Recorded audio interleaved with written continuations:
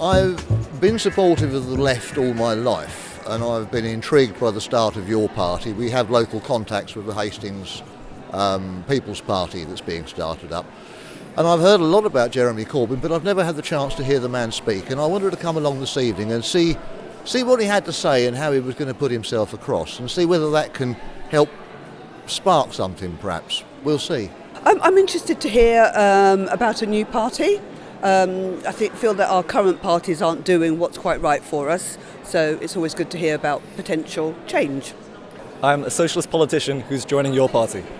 I guess kind of to support the movement of young people towards the left. I know, we know a lot of people who want to support it, but not a lot of them came, so I guess we can kind of go back and tell them what everything's about. Do you think you might join? Yeah, definitely. Yeah, 100%. Basically, to support the establishment of a unified left, because I think the far right represents such a serious threat, and we've got to get together and push them back. I was a bit wary of how it was birthed into the world. It felt like it was pushed out when it was not ready, and it seemed like there was a lot of things that needed to be resolved, which perhaps are still being resolved as we speak. I mean, that's human relations, but in the paradigm that we exist in doesn't exactly look very well. And unfortunately, it is a very superficial world we live in, and so I am curious. I'm absolutely for the cause. I think we need to take back the power instead of giving it away. I used to follow Jeremy Corbyn, and he went adrift. We haven't heard from him or about him for some time. Well, I hope it's the totally different, new kind of party coming into the UK, new ideas, new young people, and to get a socialist government. Poverty, inequality and immigration. And not the prevention of immigration, the encouragement of immigration. We need it. Our country is falling apart and we need the help and support. There's far too much fuss. I hope for better living conditions, better cost of living, a fairer society, basically. For me personally, the NHS is quite close to my heart because the wealth of of an individual and the country is really deeply entangled with the health and well-being of the country and individuals. With a Labour government, I don't think it'll be possible for people our age to buy a home. So I'm hoping with your party it makes things more affordable and realistic for just working class people. Workers' issues to start with, but also the huge amount of anti-immigration rhetoric that's in the UK at the moment. And then I'd say go towards civil rights issues gay, trans, all that kind of thing. But work first. That'll change everything. I am a man, I am for health, education, discipline in general. And what I'm seeing today isn't the Labour Party. I've been here 62 years, so I know what I'm talking about. And what I'm saying today, I'm astounded that there's such a party. It's pathetic. Thank you so much, sir. Nice to meet you. Probably just more equality and respect for other people who are also living in our country. Stop the demonisation against immigrants.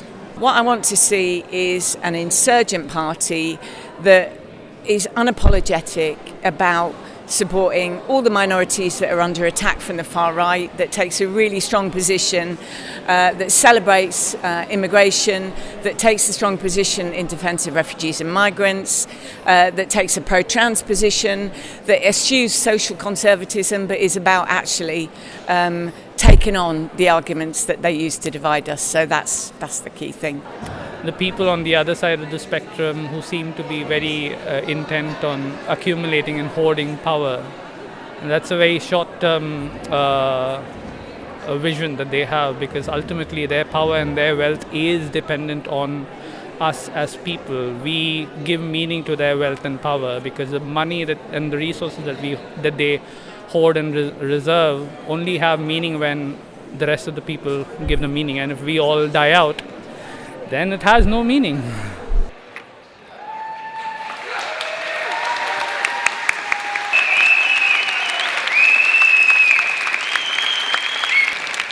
So we are all here today because we are socialists and we believe in equality, freedom and justice. And it's so lovely for us all to get together and to celebrate and to remember all of the things that we have in common, which is love. We want love for the world.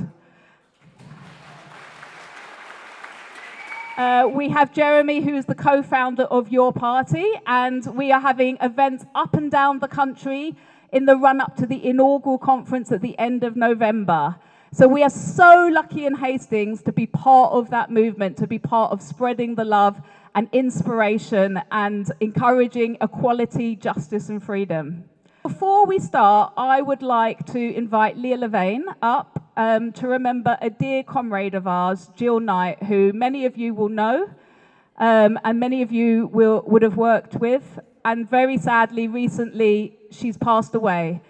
So Leah is going to say some words about Jill and remember the amazing spirit and activist that Jill was.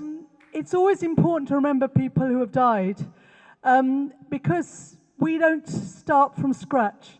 We all build on the shoulders of people who've been before. Some of you here will have known Jill Knight. Some of you won't, so I'll just give you a very brief summary. I moved down here 10 years ago, so I've known her all of that time. We both joined or rejoined the Labour Party when Jeremy became leader, and Jill became the constituency party's women's officer quite quickly. So I'm looking here, I think last time I was here was when I was elected a councillor. That was a long time ago. But Jill was absolutely committed to equality, to justice for working class people, and a passionate advocate for women and for Palestine. So I think for example, she helped us to develop an organisation called Women's Voice in the town. And her role that I remember so strongly was that she was really committed to taking the work onto the estates, not having everything always central and expecting people to come to the organised group, but actually take it out, have meetings on estates and so on. And she was very much the same. We were all in the same union, Unite the Community branch. She had very much the same attitude about that. With Palestine, she visited many times. She helped to found, I think she may have been the founding, or certainly one of the founding members of the Palestine Solidarity Campaign in this area. And it is one of the strongest and most amazingly active branches in the country. And that's partly her responsibility. So I could go on, but we can also, I just want you to really remember, those of you who knew her, remember Jill. Those of you who didn't know her, acknowledge that she existed. We all have people in our past to whom we stand up.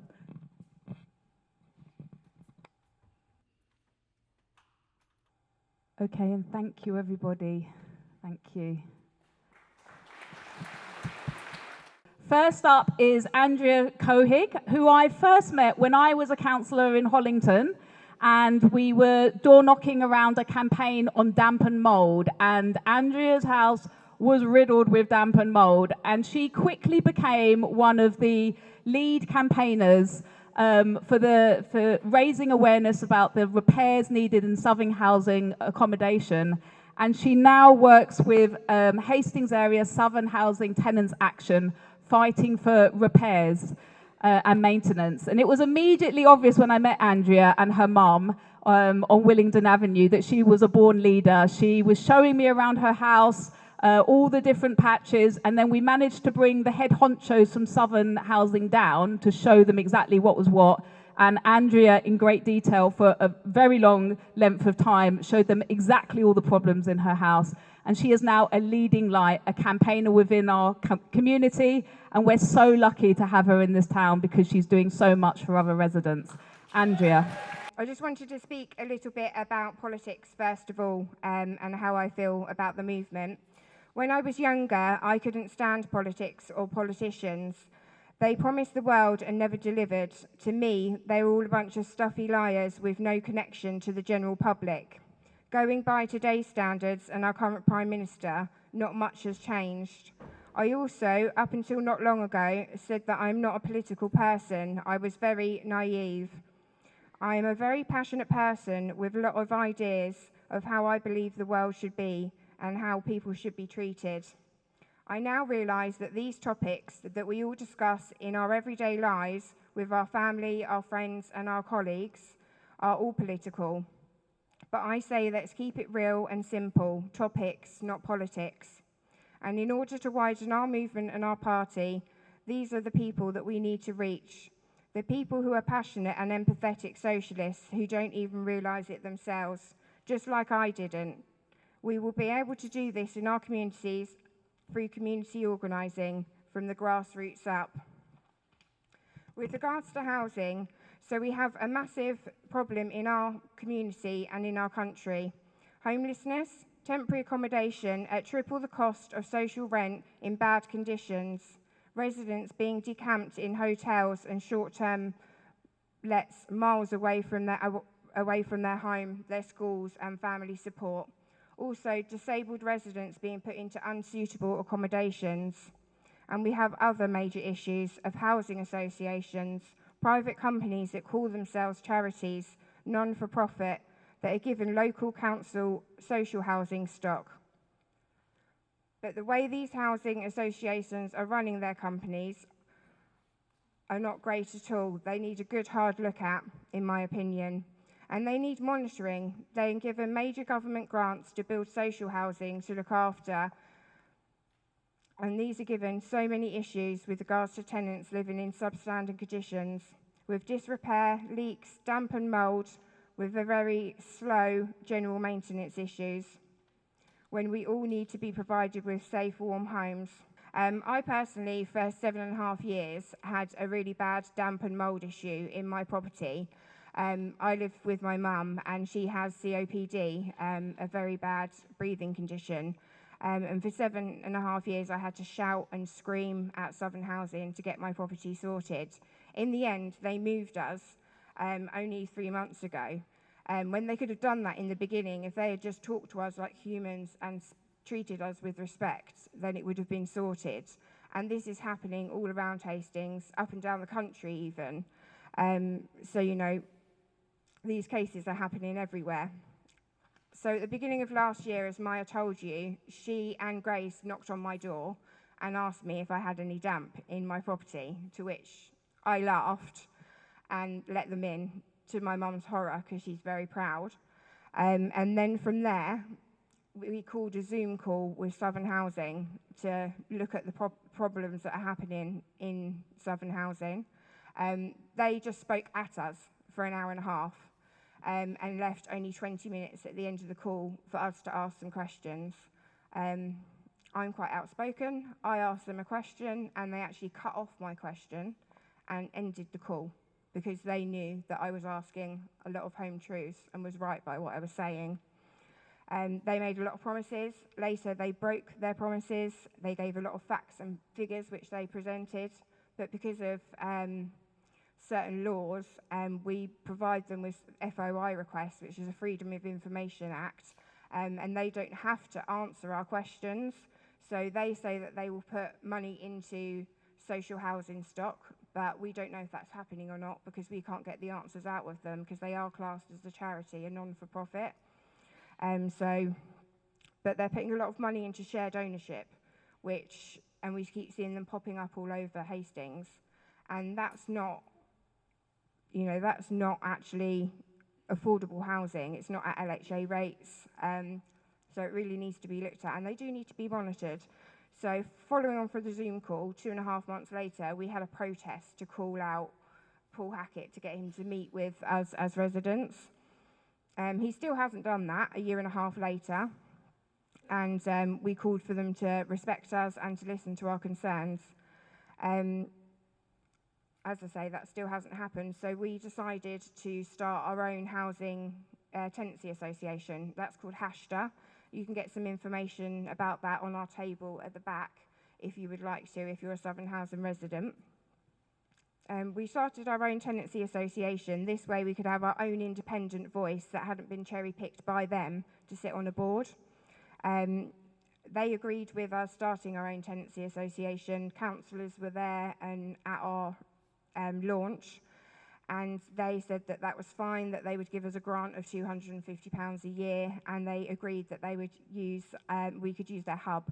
However, a couple of months down the line, we invited a damp and mould specialist that they have along to one of our monthly meetings, and he was more than happy to attend. We received an email back, a scripted email, saying that they no longer recognise us. So for the last year and a half, Southern Housing have not been working with our tenancy association, which means that we've not been getting any help from them, and all the work that we've been doing isn't making, you know, they've not been working with us. But some good news, in the last couple of weeks at a council meeting, backed by the independents, the head of the council will now be telling them that they have to recognise Hashta, so it will make a difference going forward. So this is a great example of community organising and getting together and working as one and using one voice to make a difference in the community. Thank you very much, everyone. So next up, we have a Conquest Hospital nurse. She is an environmental campaigner as well, an active member of the RCN, and she is heading up campaigns, taking action to improve terms and conditions for nurses and also to protect the NHS. Ladies and gentlemen, please welcome Jess Austin. Yeah, as Mayor said, I'm Jess. I'm a nurse and a single mum, and I've lived in Hastings for most of my adult life. And I love this town. We have a great town here. We really do. But over the last 20 years, I've witnessed a rise in social inequality and injustice, which is obviously reflected across the UK. So the late, great Tony Benn once said that capitalism can't work as it is based on injustice. As we move into the end game of capitalism, we see this blatant injustice in its full, unadulterated glory. We are being unreasonably exploited by the 1% who control this system. The rich are getting richer whilst the poor are getting poorer. How do we restore the balance? I've worked as a nurse in the NHS for 20 years now, and I'm in a senior position now, and I should be living comfortably, but I'm not. Like most of us here today, I am struggling to make ends meet. Unfair rent increases, huge utility bills, and to what end? To line the pockets of greedy landlords and insatiable shareholders, while the elite sit in their ivory towers, avoiding tax and laughing at the division they have caused within our communities, successfully selling the false narrative that immigration is the cause of our problems. And what happens when we stand up to this injustice? When we take a stand against genocide, we are arrested as terrorists. When we stand up to unfair rent increases, we are evicted. When we take to the streets to oppose the system, we are silenced.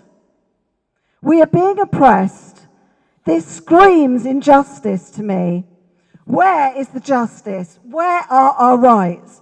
Who represents us now that Labour have become Tory light?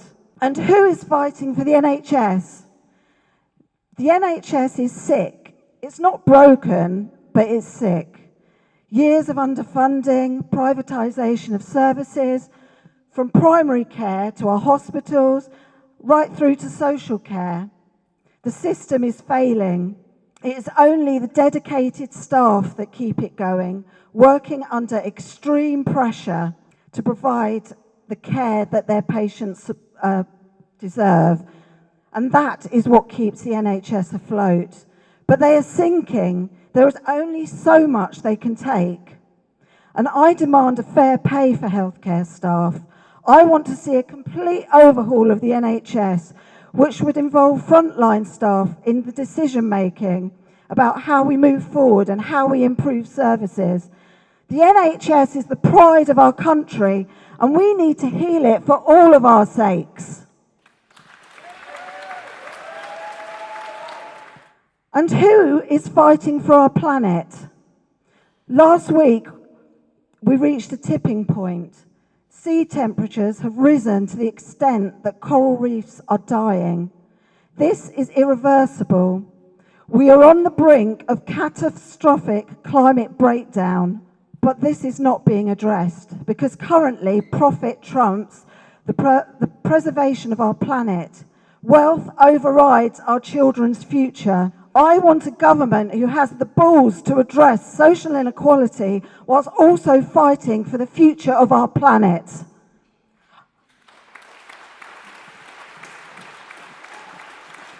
I want a system that invests in green policies for the sake of our children, grandchildren and beyond.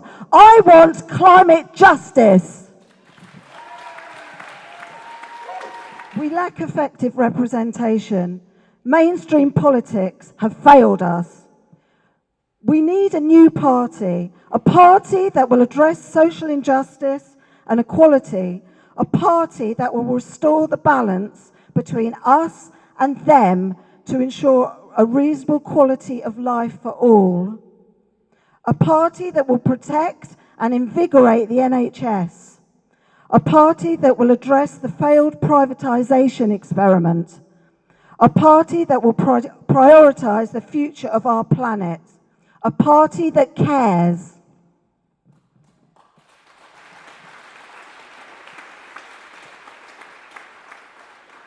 Will this be your party? I hope so. Jeremy and Zara have given us hope in bleak times. I've been waiting with bated breath for Jeremy to make a comeback. And now he has! Yay!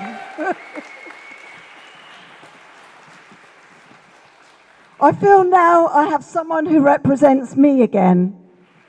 Capitalism is failing us. Now let's embrace socialism. Let us bring back justice for all. We all know that Jeremy is a living legend.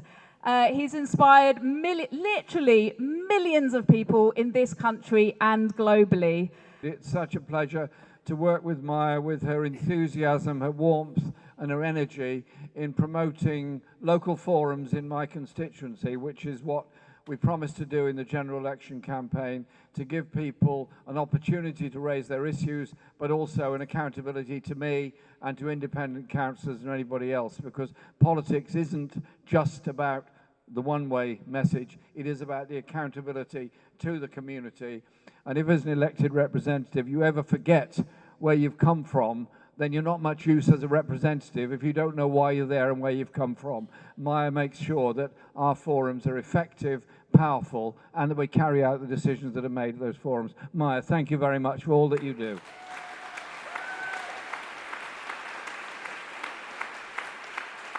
And I want to say a big thank you to a lot of people in Hastings. First of all, to all those that have organised this evening's fantastic event ahead of Hastings Bonfire Night. And a big thank you to all the volunteers and stewards all around the hall that have done so much to make sure this works. Thank you very much indeed, all of you. And it's invidious of me to start calling out people in the audience, but there's two I want to say a special thank you to. The first one is my wife, Laura Alvarez, who does a great deal of work for the Peace and Justice Project on international issues to make sure that our project is internationally as well as nationally focused. Laura, thank you very much for all that you do.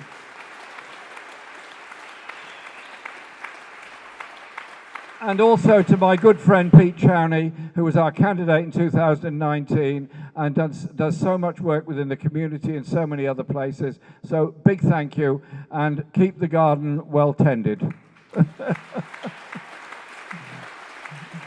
Hastings is, of course, the real home of all socialists and all socialist stories. Mugsborough, Hastings, Robert Tressel, the ragged-trousered philanthropists, and all that. And I think that understanding the history of our movement and the history of ideas is actually a very important thing to do in itself, because history can be empowering, but it can also be disempowering.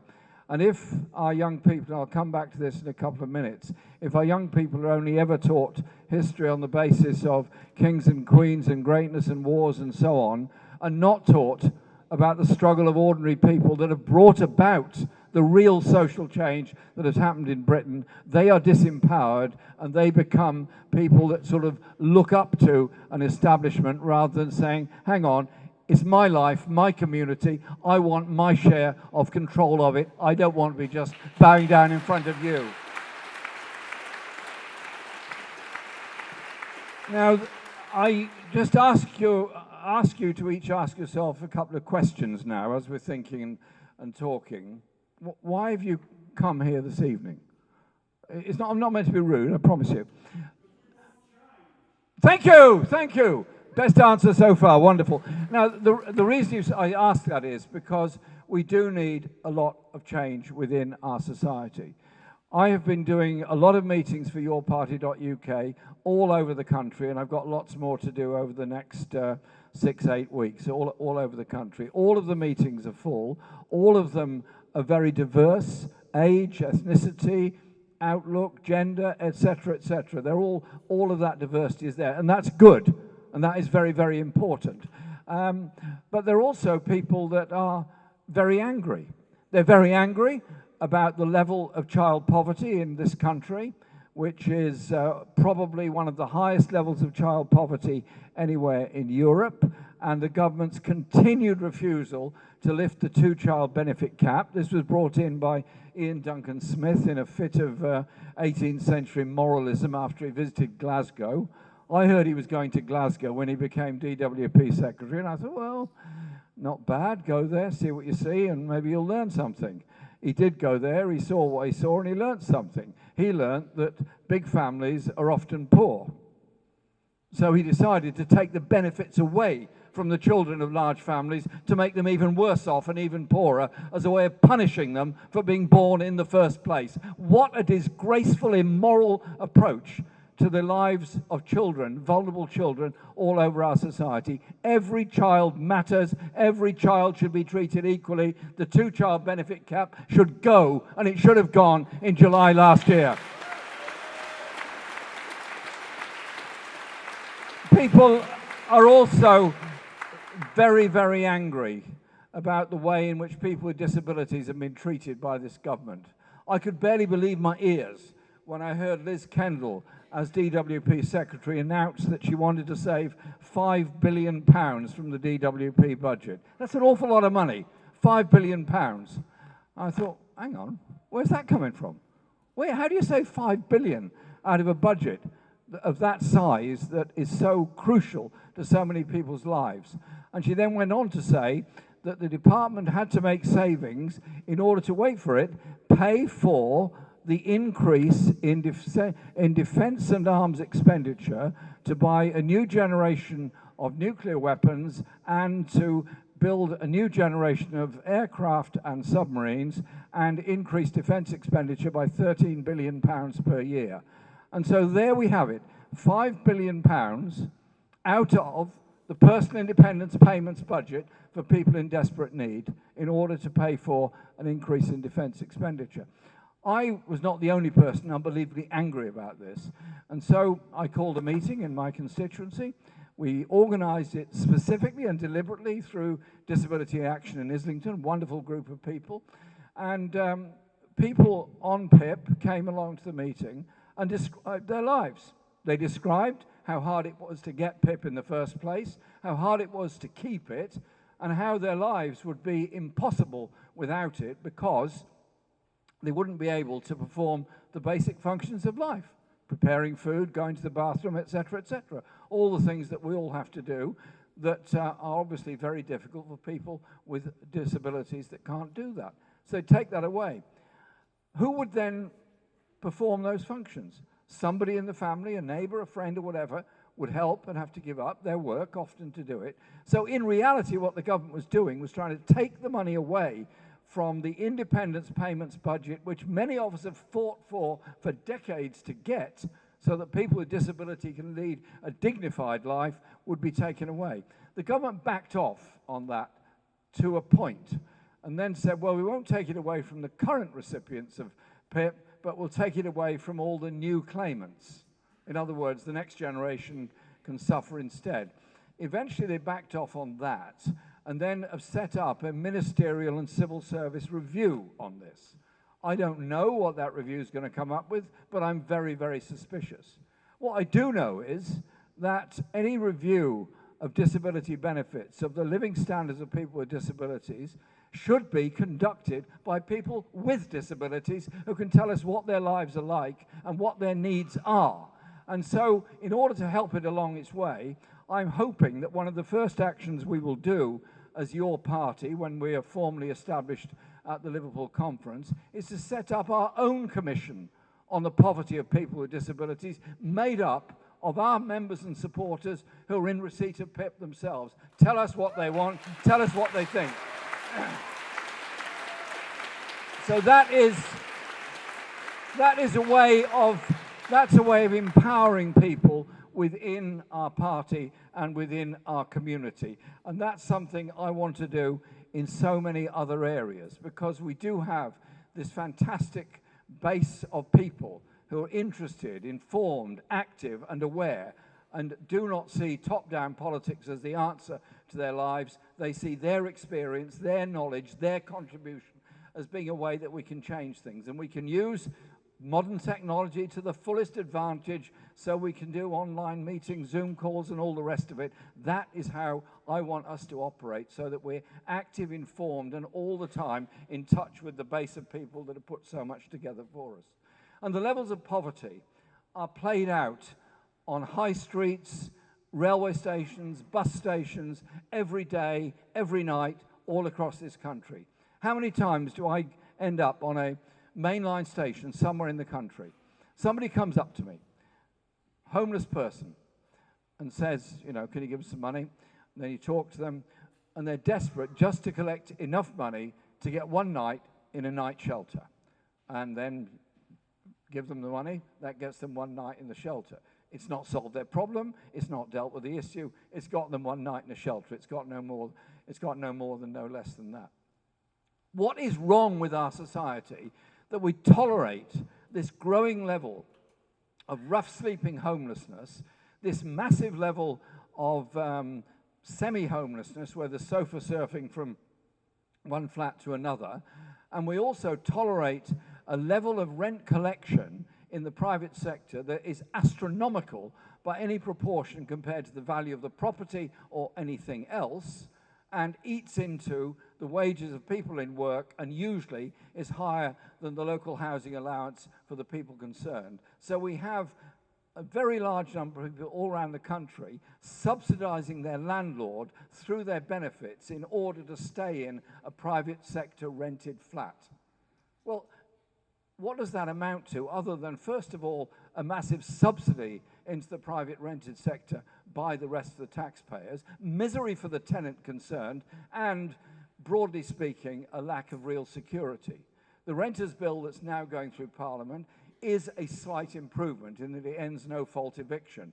But what I'm really angry about is, why didn't the government end no-fault eviction last July? Because thousands and thousands of tenants have been evicted since last July, knowing that no-fault eviction will become illegal next month. Many people have lost their homes as a result of it. And that wasn't from a lack of requests from me and many of my colleagues in Parliament to do that as a matter of urgency. So it's how we deal with housing that is so very, very important. The government has pushed through Parliament the infrastructure bill. Well, it sounds all fine and dandy. An infrastructure bill so that we can deal with the infrastructure needs of the country. Okay, I'm sure we all want to deal with the infrastructure needs of the country. But I don't believe that an infrastructure bill should disempower communities and local government, give untrammeled power to the Secretary of State to override local feelings and local opinions on development, and also decide what is and what isn't appropriate in housing developments. And I hear that Steve Reid, the Secretary of State, who is in charge of all these matters, is about to reduce the social housing content in London to 20% of each development.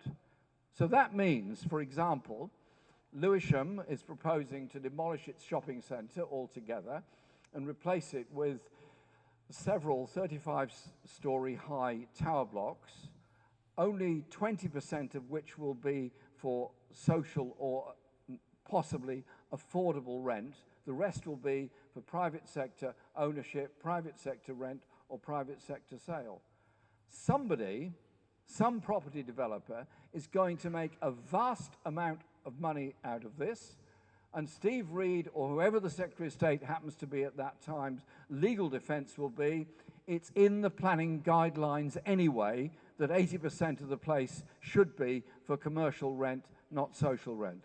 What does that do other than take away the hope of housing for homeless people in Lewisham or any other London borough for that matter, continue with the social cleansing of central London like many other cities at the present time, make an awful lot of money for property developers, and make an awful lot of people that have got enough of an income just about to buy into a leasehold-owned flat even poorer, because they're going to have to pay the leasehold costs, the charges, and everything else. What is wrong with our society that we've disappeared from the idea of housing as a right and turned it entirely into housing as a form of profit for the private sector rather than a requirement and a function for the public sector to ensure that everyone in our community is decently housed? Surely that's something we could all aspire to.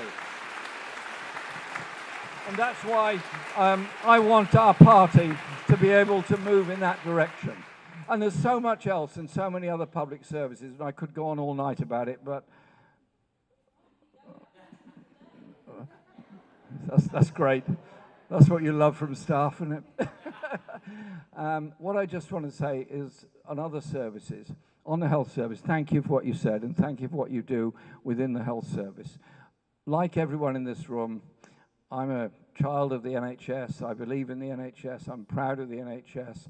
And I obviously use the NHS. A health service free at the point of need for everybody is a fundamental and very important human right. And it's something that I'm very, very proud of that we have in our society. And many people around the world are really envious of it. Laura, as you know, my wife, comes from Mexico, and we are good friends with the former president of Mexico, Andres Manuel Lopez Obrador, a very good man.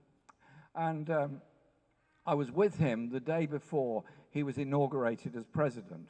We were traveling together to Mexico City, and we were talking. And I said, what do you want when you're president of Mexico that you and I can work together on?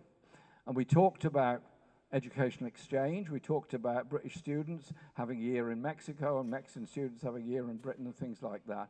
And I said, yeah, sure, that's great. I'd absolutely support that. I'd want that. And he said, we can share technologies and all this sort of thing. This was when he was elected as president.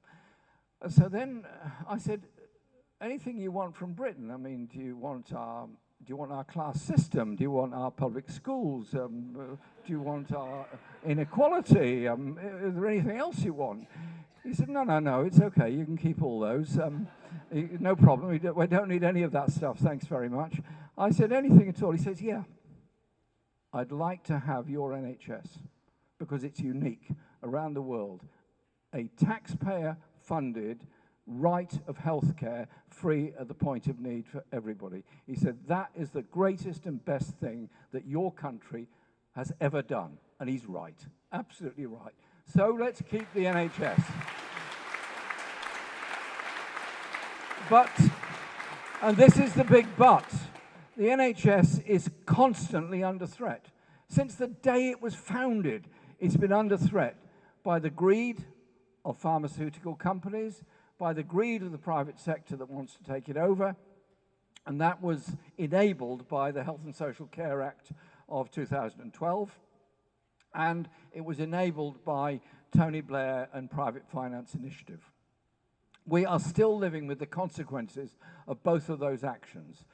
PFI, by and large, for every hospital, takes around 15% of all hospital spending every year goes on servicing PFI debts. PFI debts are where a private finance company takes over some or all of the hospital, builds whatever it's supposed to build, and carries on allegedly maintaining and managing that thing as well. So it's basically handing a section over to the private sector and we pay for the bill. You go into the building, you don't know what is going on.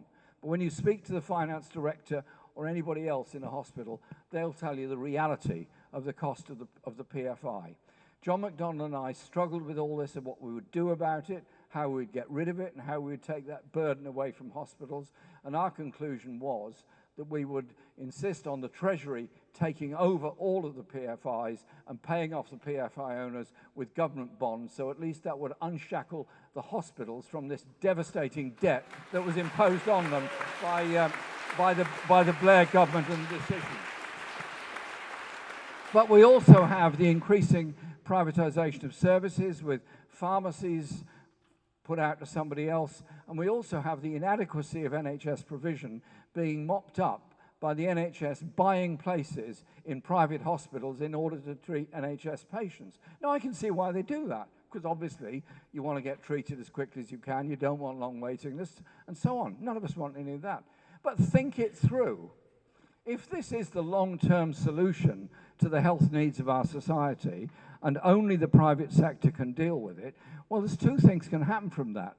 One is a government, any government, maybe this one, maybe another one, could say, well, maybe we should move over to an insurance-based system so the patient can pay insurance, get health care if they've paid their insurance, and get treatment wherever they want it, a bit like the United States, or a bit like France, or other places. Or we could instead say, well, if all this spare capacity in the healthcare system in Britain, owned by the private sector, and they're not using it, take it over and bring it into the NHS.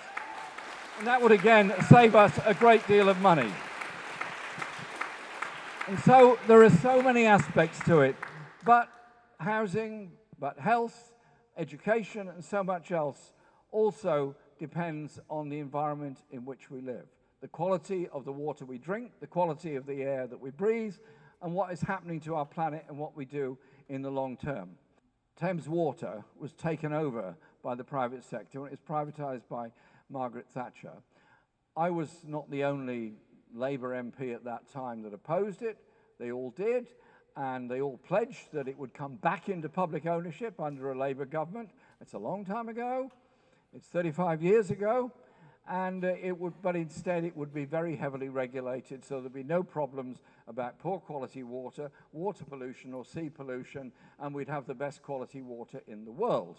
Well, that would be why we had 300,000 discharges of raw sewage into the sea last year alone, and it is getting worse and worse, because the lack of regulation of the water industry, the massive profits being made out of the water industry, means that we are being not just fleeced with our bills, our health is being damaged and ruined by the greed of the private water companies paying huge dividends, huge salaries to chief executives, and parking their assets in tax havens around the world. Our water industry was stolen from us by Margaret Thatcher. It's being retained in the private sector by Steve Reed and other government sector ministers. And when last month, the month before, I challenged him in Parliament about the quality of water and so on for the Thames Water region, but the same applies to Southern, same applies to South West Water and so on. He said, there is no solution to the problems of the water industry that doesn't lie with what the private sector can deliver for us. There is no future for the public sector owning water in this country. That is from a Labour minister who then goes on to say, we're going to have super duper regulation like you've never seen before. My reply to him was, Steve, we've had 35 years of allegedly super duper regulation. We've got the worst water quality, the worst pollution, and it's getting worse, and the quality of the seawater is so bad, half of our beaches are unusable already. Are you content to pour sewage into the sea in order to pour money into the profits of the shareholders of the water companies? And so I've been told I've got 1 minute to go. So there's so much more I could say, but I want to just finish with this. We've set up yourparty.uk to do a great deal, but it is above all to break the triopoly of political, economic and social thinking that exists in this country. I'm in Parliament and I hear statements about wars around the world. I'm in Parliament and I hear statements about the economy. I'm in Parliament and I hear statements about social policy in Britain. And essentially, the message from the Labour front bench, from the Tory front bench, and from the Lib Dem front bench is broadly similar. The private sector will deliver. NATO will deliver.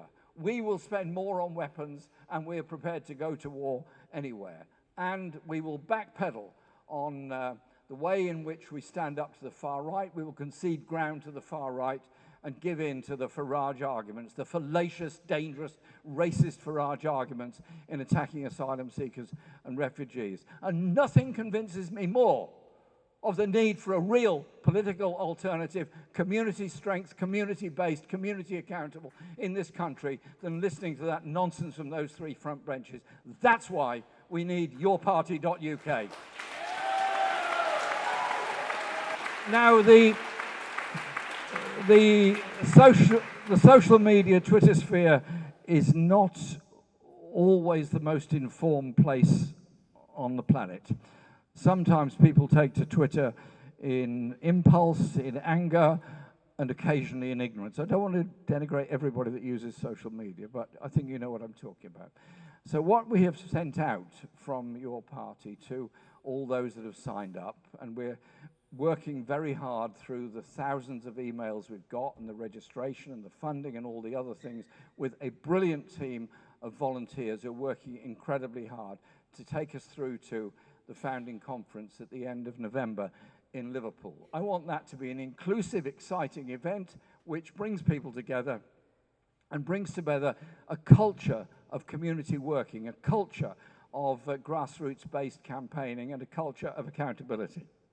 And so all the statements are absolutely in draft form. All are open to change or amendment and discussion at the discussion meetings we're starting to hold all over the country.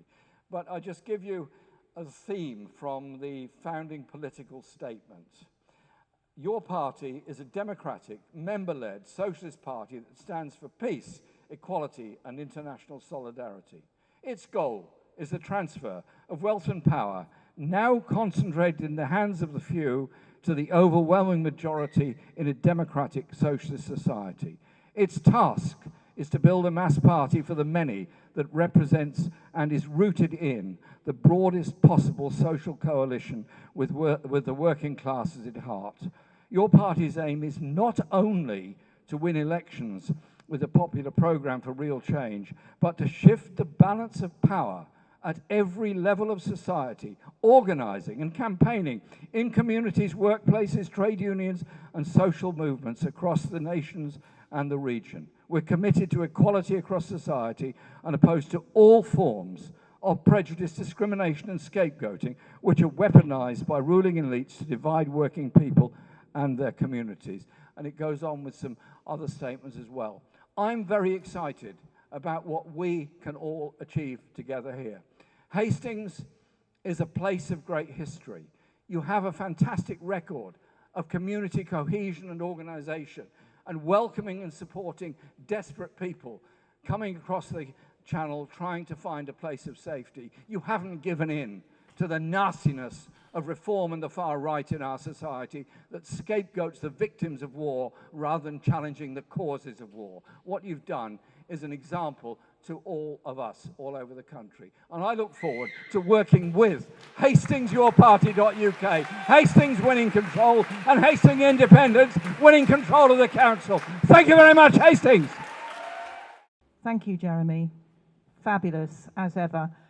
My question is about, I understand that there is your party team that are dealing with covering sortition as being central at the heart of your party, and also assembly as being a way forward to do conference, etc. Could you elaborate a little bit?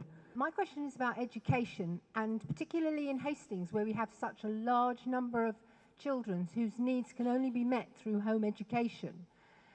What are you looking to do for the Academy's trust? Having been in education for 38 years and seen its demise, education is a vehicle for social mobility, and in Hastings there is no opportunity for young people. The Academy's trusts that are available at the moment are failing. Our children are being failed. What is the new Your Party going to do overall with education? Thank you. I have a question. If the government decide to call a snap election, would you consider joining up with another party? I know that trans people are a small amount of the community, but my child is actually frightened of living in this country now and is planning to move to France, where they're not misgendered and that they just carry on life as normal and they're not a political issue. Is there anything you can do to help the trans community? From the Scottish devolution election vote to the two elections, what we've seen in this country, and okay, it's not completely new, but it's reached a tremendous higher stage, is the complete lying and vilification of anything decent by the press. Jeremy, once again, thank you for being in the town. As one of the town's independent councillors, the 6 of us, as you know, Maya was a past one, the one question I will ask, and I would demand an answer for, what can we do to support what's happening nationally, locally? In the next election, when you come in power, will you restore the beaching axed railways and make rural areas more accessible, like Sussex or Cornwall? Thank you very much. That's 7 very, very, very good questions. First of all, the question was on the assemblies and sortition in the way we develop the party.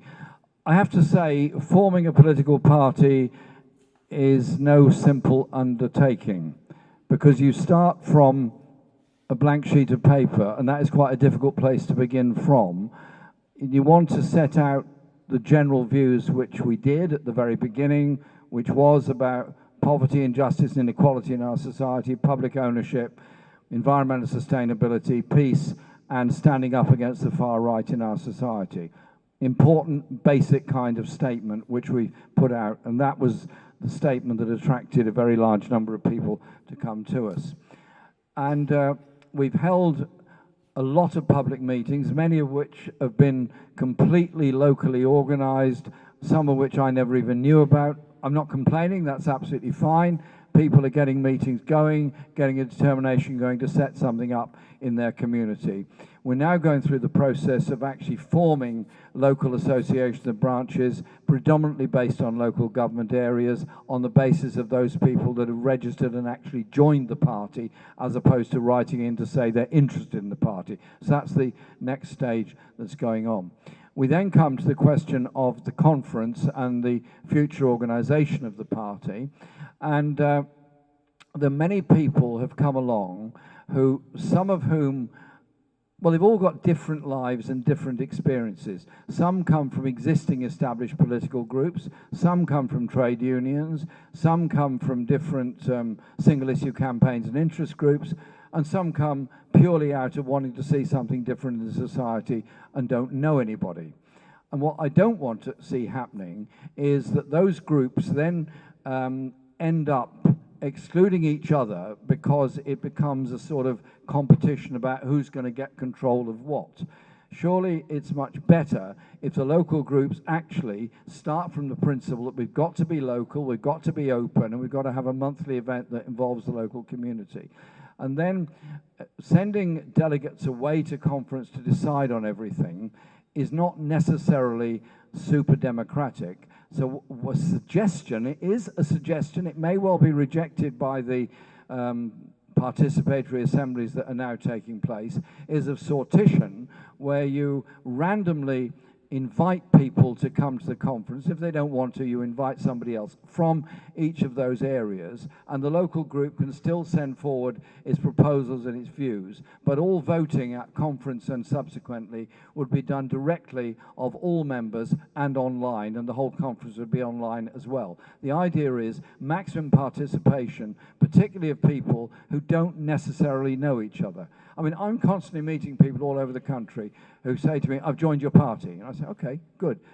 What motivates you? And they say something like, I'm active in the union, I'm active in a tenants association, or a different political group, or something like that. That's fine, absolutely fine. This afternoon, I was just grabbing a cup of coffee before I came here to meet our team to get on the train to come here. And this woman sat down next to me and said, do you mind if I sit next to you? I said, no, it's fine. And she said, I just wanted to let you know I've just joined your party. I said, well, what made you do that? She said, well, I've never, ever been involved in anything ever before, but I like the message you're putting out. I like the generality of the challenge you're mounting, so I want to join, and I want to be part of it. I don't know anybody that's in it so far.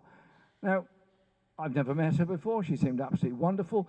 And obviously, it's people that you want to bring in. You want to make everybody feel welcome. And I think sortition is worth thinking about as a way of making sure we have a generality of everybody represented at the conference itself.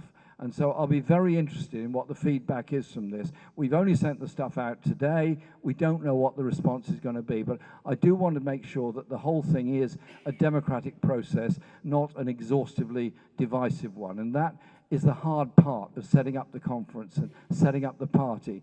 We have got to be united on the principal demands: social justice, peace, end of poverty, equality and justice within our society. And that's what I want us to be campaigning on. Other questions? Question 2 on education, and thank you very much for answering it. I've grappled with this whole issue about the way in which local education authorities have been undermined, the way in which our particularly secondary education system has become over-competitive, over-streamed, and our students over-tested, and the way in which our post-school students are often devoid of the qualifications they want and need, and all of them forced into horrendous levels of debt just because they wanted to go to uni and get a degree in order to make a contribution to the rest of our society. And so when I first stood for leader of the Labour Party in 2015, we thought very long and hard about all this, and the solution we came up with was to establish a national education service, the principle of which would be the empowerment of local education authorities to control all schools and all colleges within their communities, and that we make universities part of the public sector, not the increasing corporate centre they are at the present time. And that we would also end Key Stage 1 and Key Stage 2 testing in primary schools, because I think it's incredibly stressful for the children and for the teachers, and that we would absolutely end the role of Ofsted as being the sort of aggressive inspectorate system which frightens the life out of teachers and schools and ends up with this what I call league table-itis in education. Now, we all admire students that do really well. Fantastic. Those that get straight A's, those that go to uni and get first-class degrees and get a master's, get a PhD, great. And they make a great contribution to our world and our society. But on the way there, we aren't half disempowering an awful lot of 13 and 14-year-olds and telling them, sorry, mate, you're not quite good enough. We're only going to put you in for 6 GCSEs, not 10, so you'll never get to university anyway, and so on. We are casting aside far too many young people far too early on, and that, to me, is wrong and frightening. So the first thing I want us to do, apart from the point I made earlier about a disability commission, is an education commission made up of a variety of us from all over the country on how we would organise an education system that actually works for all children, not on this sort of over-competitive, over-testing, over-aggressive atmosphere that's imposed on so many schools and children within our society. I've obviously discussed this with many friends and colleagues who are teachers, as well as teaching assistants and others, and I think we can do it much better and do it right. I'm also actually open to the idea of starting formal education later and having creative, instructive education much earlier.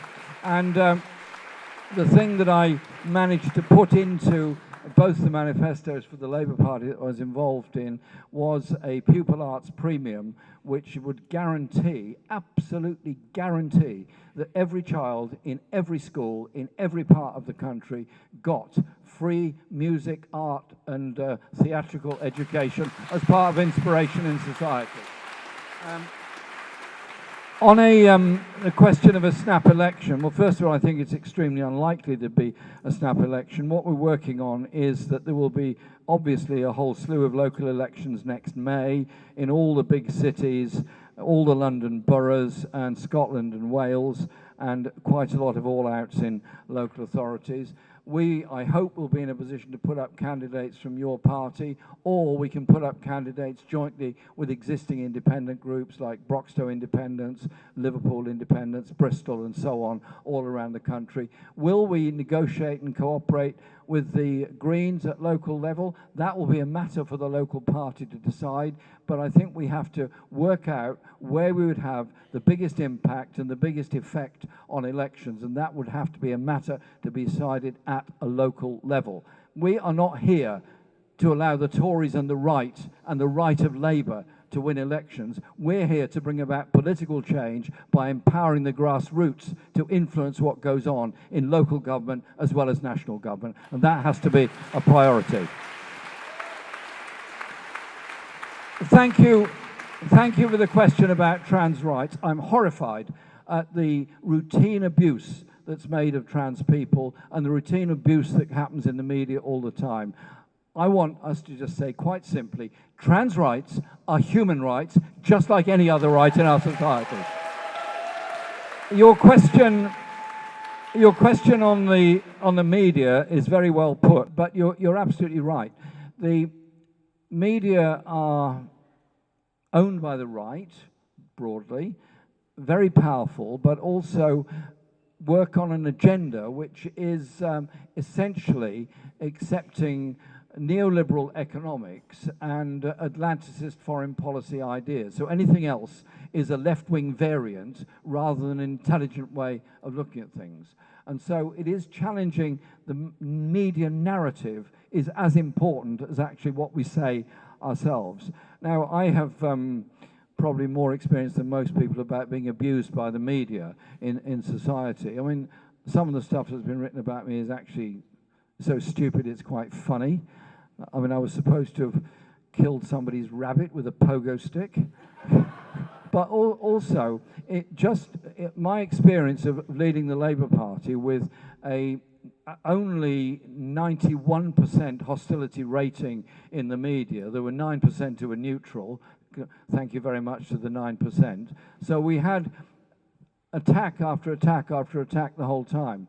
The way we got past them in the 2017 election was three things. One, we did a massive voter registration campaign, and that had an effect. Two, we went out on the road with public rallies, meetings, and so on all over the country. I did 100 rallies during the election campaign in every part of the UK. Now, you're not going to meet millions of people that way, but the message is there in every town you go to that we mean business and we're out there and we're not afraid to talk to people in a public square, in a street, and we don't have ticket-only events, etc.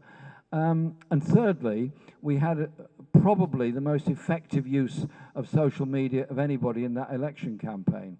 By 2019, the Tories had caught up with what we'd been doing, caught up with the effectiveness of it, and set up massive algorithms and so on to feed into people's WhatsApp groups and everything else a number of things that were total lies about what our policies were, and you didn't know what you were fighting against because you didn't see it coming, you didn't know where it was coming from.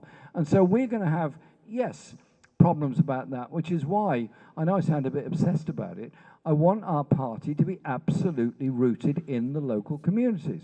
So if you have the Hastings yourparty.uk. And you have a big membership in Hastings. You're all doing something. You're involved in lots of stuff in the community. But you also have an open event once a month in which anyone can turn up. They can turn up and disagree with us. They can turn up and agree with us. They can turn up with some ideas. They can turn up with some bad ideas. They can have good ideas. But they will see us as a voice and a force within the community. And that will, over time, change opinion. The biggest battle I had with the bureaucracy of the Labour Party was setting up community organisers. They absolutely hated the idea that we would be paying people to organise the Labour Party in the community.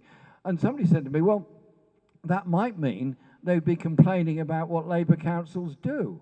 I said, well, look, however good a Labour council is, it ain't perfect. None of us are perfect. Democracy works on opposites getting a voice in order to make the people in power do what the people want rather than what the powerful vested interests want. It's real democracy. That's why I'm utterly determined to bring in community organisers. It took 2 years. We eventually got somewhere with it, but we won't have that problem because we've got no bureaucracy whatsoever. So there's no bureaucracy to run everything at the moment. But I just want us to be, we are absolutely locally focused and locally based. And that leads on to the question about local support and local activity, which I hope I've answered. And the last question is a really tough one for me about railways and railway policy. Laura knows that I'm a bit of an obsessive about railways. And I've got shelves and shelves of books of railway history and so on. And so, to me, the Beeching Acts of 63, 64, 65 were disastrous because they failed to recognise the value of a railway system covering the whole country. You cannot measure a railway system by the profitability or otherwise of the line from Battle into Hastings compared to the rest of the whole country. You have to measure its contribution to the whole system and the social good it comes by taking cars off the road, helping mobility, taking lorries off the road through freight and so on. And that sort of social railway argument was a bit there in the 1960s, but not very powerful. And we lost almost half of the entire railway network through the Beeching Cuts. About 10,000 miles of track were taken up.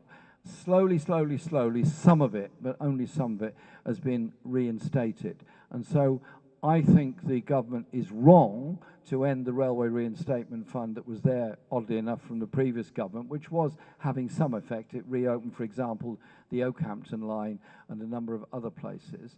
And I think that is important. But what we also need is a question of public ownership. Yes, Railtrack is publicly owned and publicly accountable. That's how it should always have been. The train operating companies are now going into public ownership at the expiration of each of the contracts. But, and this is a big but, behind all that, the government is allowing open access contractors to come back into the railway system. So you've got Virgin Rail and others now competing with the publicly owned train companies to run trains on what is actually a limited railway system. And so I would much rather we had a more comprehensive transport planning system which included alongside rail, road planning, etc. So we build less superhighways, motorways and so on and put more resources and money into an efficient, effective, modern train service. You don't get that just by building HS2, which isn't even linked to HS1. You get that by improving the rail service all over the country and making it accessible and affordable. Why, if I go to France and I take a local train in France, it's less than half the price of the train services here. You get the same in Germany, same in Spain and elsewhere. We've got the most expensive railways in the world and the most subsidised railways in the world. I don't object to subsidising railways because they have a social good about them. What I do object to is the way in which the poorest people are priced off the railways onto road coaches, which take longer and are more expensive, and the rest can't afford it. And so I'll stop there because we'll have to have a very special meeting just on railways, which it'd be my pleasure to attend.